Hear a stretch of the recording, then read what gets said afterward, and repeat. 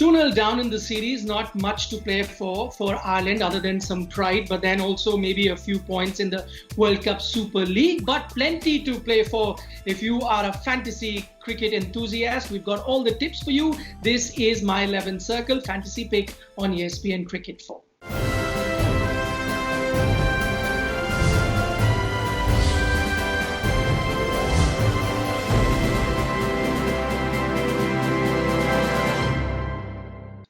Right then, we're taking a look at the final ODI between England and Ireland to be played on Tuesday at the AGS Bowl in Southampton.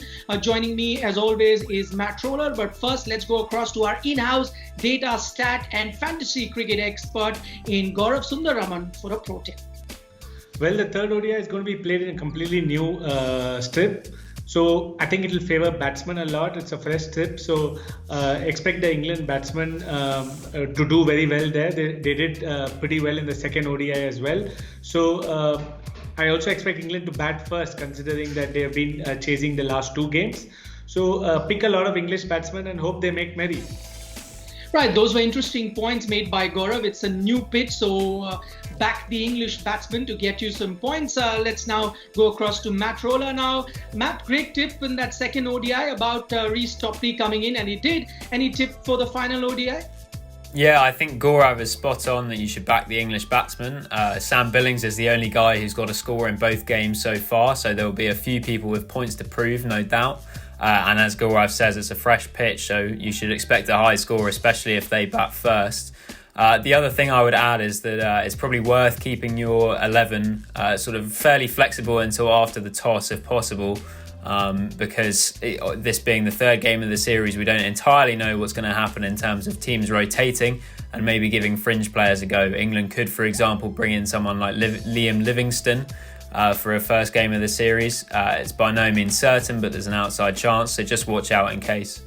All right, then you should wait for the toss to happen and the teams to be announced before picking your fantasy team. Just a reminder, you've got 100 credit points available to form your team. And remember, each player has been assigned individual credit values. Four categories for you to pick players from: batsmen, all-rounders, wicket-keepers and bowlers. And remember, maximum 7 players is what you can have from one particular team. Okay, let's now quickly run you through our top picks. We've gone with Johnny BAIRSTOW this time. It's been a bit of a seesaw between Jason Roy and Johnny BAIRSTOW for captain. This time we've gone with Johnny BAIRSTOW.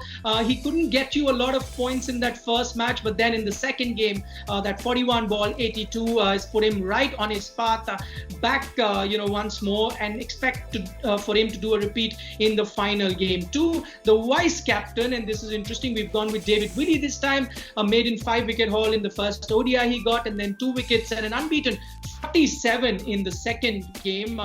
That's left many wondering if it's really Willey or Ben Stokes in disguise at the moment. But don't waste your time thinking too much about this. Just pick David Willey, unless, of course, he's not part of the playing 11. Also, a reminder, the captain gives you double the points. The vice captain fetches you 1.5 points that you get on the playing field. Okay, now to our other top picks. Adil Rashid, we've gone with, consistently has been getting you wickets after Willey removed both openers early in the second ODI. Rashid's 3-wicket were responsible in ensuring that Ireland didn't recover. Now, since the start of 2017, this is very interesting, only Rashid Khan with 106 and Kuldeep Yadav with 104 have taken more ODI wickets than Rashid's 99. Sam Billings, what can I say? Man in form, 46 not out, 67 not out, and then 54 not out. Those are Billings scores in the last 3 outings. While in the first ODI, he had his foot on the accelerator. The second ODI, he also showed that he can anchor the inning for England when they lost a few quick wickets. Curtis CAMPHER, the obvious choice from the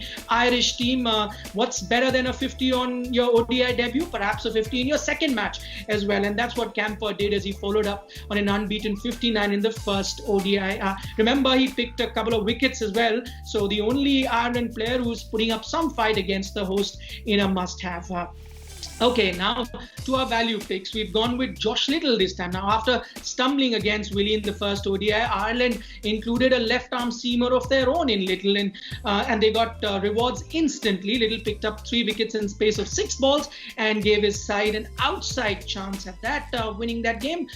With not many Ireland players doing well, he can be a valuable inclusion to your fantasy side. Jason Roy, how could we leave him out with scores of 24 and 0? You might think, why we picked him, but with Jason Roy, you can't really predict. If he does get in the groove, then he'll get you a big total, which means he'll get you plenty of points. So this is our recommended 11. England versus Ireland, third ODI.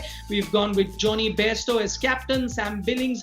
These are the 2 wicket keepers. The batsmen that we've gone with, Jason Roy, Andy Balbirnie, Owen Morgan, Harry Tector, we've kept at him, and then all-rounders in Paul Sterling, Curtis Campher, Josh Little, and David Willey is our vice captain. The only specialist bowler that we've gone with is Adil Rashid. Now, Matt, to you, most noticeably, there is no Kevin O'Brien in our 11. Yes, he's not had a great series, but would you risk leaving someone like him out? Well, Kevin O'Brien's just given a press conference where he was saying he wants to sort of put one over Adil Rashid after being out to him in both the first 2 games.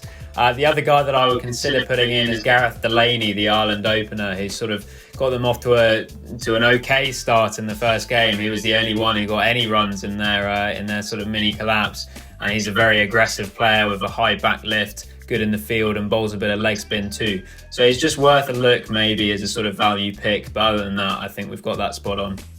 All right, Matt, thanks for your insights. You have a good one at Southampton, the final ODI between England and Ireland. This was my 11 Circle fantasy pick on ESPNcricinfo.